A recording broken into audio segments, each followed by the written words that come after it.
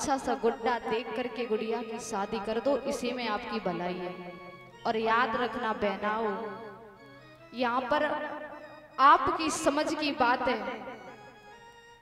मैंने जहां भी गए हमने कथा में एक बात बहनाओं को जरूर बताई है कि जो माँ बाप होते हैं ना, जिस वक्त तुम्हारा जन्म होता है उस वक्त घर में इतनी खुशी होती है। मानने वाले लोग कहते हैं कि बेटियों को बोझ मानते हैं, बेटियों को बोझ मानते हैं कि अगर कन्या घर में जन्म ले लेना तो कहते हैं, लोगों ने पूछा, दोस्तों ने पूछा कि भाई भाभी के कौन हुआ।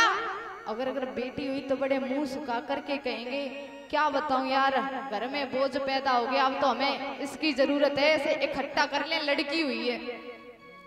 मेरे भैया याद रखना, सोना है बेटे तो हीरे ये बेटियां, ओस की बूंदे सी होती है बेटियां। अगर आप इन बेटियों को सम्मान नहीं करोगे, इन्हें इज्जत नहीं दोगे, क्योंकि बताया जाता है बोए जा रहे हैं बेटे लेकिन उग रही हैं बेटियां। बोए जा रहे हैं बेटे, उग रही हैं बेटियां। खाद बीज लगाया जा रहा है बेटों में लेकिन लहरा रही हैं बेटियां। पढ़ाया जा रहा है बेटों को लेकिन पढ़ रही हैं बेटियां। ओस की बूंदे सी होती हैं बेटियां। इन बेटियों का सम्मान करना सीखो। और बहनाओ, मेरा भी आपसे निवेदन है हाथ जोड़कर, क्योंकि जिस वक्त आप जन्म लेती हो तो आपको लक्ष्मी माना जाता है। बेटियां दो घरों की शान होती हैं, दो घरों की शान होती हैं। कहते हैं या नाम लिवाए बेटी या नाम लिवाए रोटी। याद रखना, घर में कितने भी कष्ट आ जाएं, कितने भी दुख आ जाएं, उन कष्टों को झेल कर निकल जाना, लेकिन अपने माँ बाप के प्रति, अपने प्रति कभी गलत पैर मत रखना। हमने बहुत सी बहनाएं देखी हैं, यहाँ की बात नहीं कर रहे हैं, बहुत आप लोगों ने भी सुना होगा कि किसी के प्रेम में आकर के लड़कियां घर से भाग जाती हैं।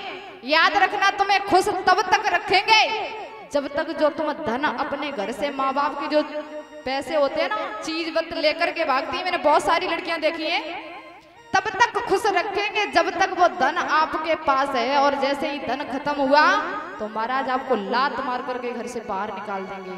अगर बहना अपनी इज्जत चाहती हो तो माँ बाप जिस घर में शादी करें उस घर में शादी करना।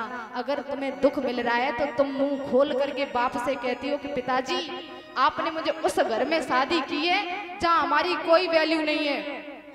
तुम माँ बाप से कह सकती हो, अगर अपनी मर्जी करोगी तो तुम माँ बाप से ये सवाल नहीं कर सकती, क्योंकि माँ बाप आपसे उल्टा कह देंगे कि तेरी मर्जी थी। ताकि ऐसी चलो, अगर तुम्हें ससुराल में दुख भी मिल रहा है तो माँ बाप से कह सको। याद रखना। और यहाँ की सासें, मतलब जो बहुएं हैं ना, उनकी सासों से मुझे कहना है कि बेटी को या बहू को बराबर समझना। कभी ये मत समझना ये हमारी बेटी है और ये हमारी बहू है। कभी अगर भेदभाव करोगे तो समझ लो फिर बहू की नजरिया से देखेगी। अगर उसे बेटी का नाम दोगे तो वो बेटी का पूरा फर्ज अदा करेगी। और यहाँ की बहुओं से भी मेरा कहना है कि सास ससुर की सेवा करो, क्योंकि इससे बढ़कर के आपके दुनिया में कोई सुख नहीं मिल सकता। महाराज देवक के घर में जब देवकी सयानी हुई है तो मैया ने देवक से कहा है कि हमारी लाडो सयानी हो गई।